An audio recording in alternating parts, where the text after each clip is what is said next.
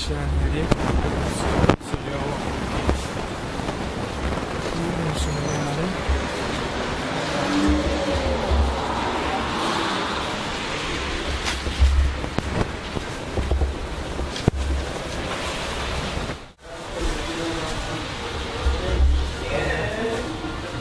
Esselamu aleykümler. Komiser. Aleyküm selam yarın Durmuyor Bey. Bana yarın görünemek ve bizden her mesajı işler olsun. Hani Tamam alik formatı tamasacılar. yerleşen yerini dağıtım aydısıdır studentlere tutmazda kafelerin yerleşen yerini. Formatı yurttaşlar Silivon 2000 sekerinde Kloşet Pader'de Hayat Kafesi açıldı. Bizde alışın şavurma değil. Yörede özümüzün kayarlarının etimizden şavurma bir şey. Palov, Türkmen palovu, iyi samsa laflarımız düşüyor. Şu an samsada bu türlü hala da resim pişirdiğin aktörleri de yetiştiğimizden var o sürecine. Değil mi? Gelin mükman olun, çay kofi için palovumuzdan dağılıp verin, ozluk verin. Her gün öğren sat. Menülarınız mı? Menülarını da al, yok. Bilitkaları da al, görsünler olanları da bildir. İşler oluyor şey. Ulan kasiyer mi? Girekten gelenler denemezsen. O da aklı var, samsa da aklı var. Nefip orada başka olur mu?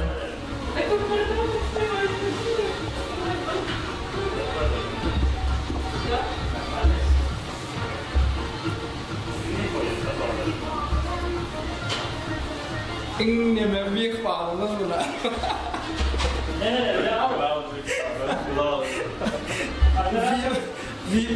VIP mihmanlar.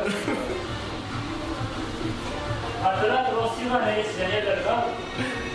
Otel Rossi'na neyse ne var? Yaşlar bu şeyler yeri var. Katı uyutmayacak, katı bolca ya. Yedim. İyi bitsin.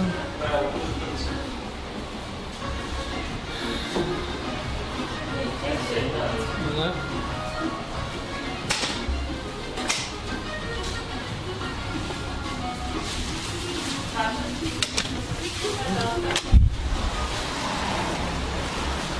Yine de işleyen vardı.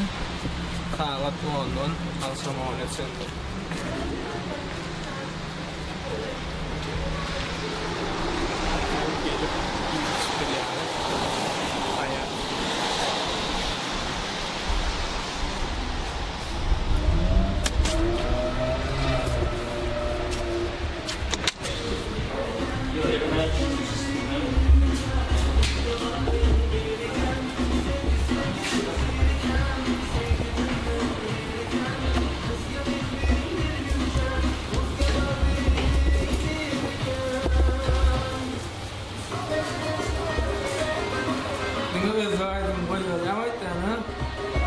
Ama Türkmençilikte dinlemeye konuşmayalım böyle. Özümde dinlemeye konuşmayalım, dinlemeye her tarafından öğrendiler. Öz dizaynım mı oldu? Var o özümde işin rahatlarını gösteriyorlar diye, diye.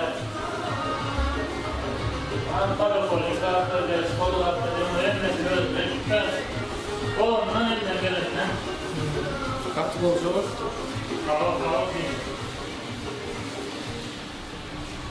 Ziyin mi? Kötü.